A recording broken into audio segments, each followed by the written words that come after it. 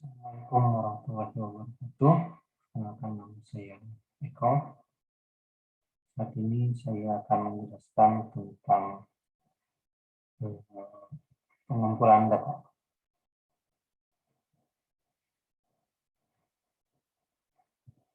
Pengumpulan data.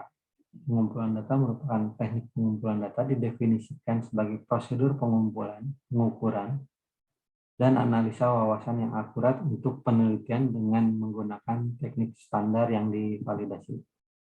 Nah, berdasarkan sumbernya, pengumpulan data dibagi dua menjadi data primer dan data sekunder, di mana data primer merupakan data utama atau data pokok yang digunakan dalam penelitian, di mana data pokok yang dideskripsikan sebagai jenis data yang diperoleh langsung dari tangan pertama berupa dari subjek peneliti seperti sensus nasional yang dilakukan pemerintah.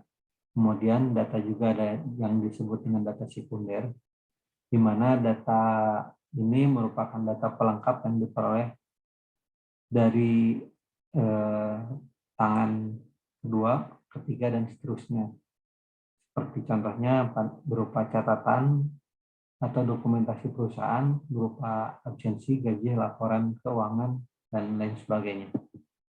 Kemudian pengumpulan data itu bisa dibagi lagi menjadi dua, berupa data kualitatif dan data kuantitatif, di mana data kualitatif merupakan data naratif atau deskripsi atau tidak jelas atau semu untuk menjelaskan suatu kualitas yang di suatu fenomena, seperti deskripsi atau suatu daerah yang diteliti, kemudian biografi narasumber yang dijadikan referensi peneliti, kemudian sejarah berdirinya suatu perusahaan yang diteliti. Adapun data kuantitatif merupakan kebalikan dari data kualitatif, datanya itu jelas,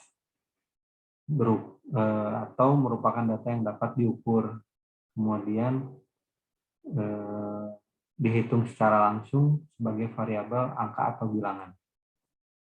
Contohnya yaitu jumlah siswa pada tahun di suatu sekolah, atau data penjualan barang suatu toko setiap hari, kemudian data tinggi badan mahasiswa suatu kelas. Cara memperoleh data yaitu berupa bisa observasi partisipasi, observasi non-partisipan, kemudian wawancara maupun eksperimental, di mana observasi yaitu mengumpulkan data yang dilakukan lewat pengamatan langsung, kemudian observasi partisipasi, di mana peneliti ikut berpartisipasi dalam kegiatan yang dilakukan oleh kelompok yang diteliti, kemudian observasi non-partisipan, di mana peneliti itu tidak ikut berpartisipasi langsung pada aktivitas yang dikerjakan oleh kelompok yang diteliti. Sedangkan wawancara berupa metode penelitian menggunakan teknik wawancara yang dilakukan secara tanya jawab langsung dengan respondennya, kemudian dengan cara eksperimental, di mana peneliti ini bertujuan untuk meneliti kemungkinan adanya sebab akibat terhadap faktor yang akan dia teliti. Itu saja yang dapat saya sampaikan. Mudah-mudahan ada manfaatnya. Mohon maaf bila ada kekurangannya. Assalamualaikum warahmatullahi wabarakatuh.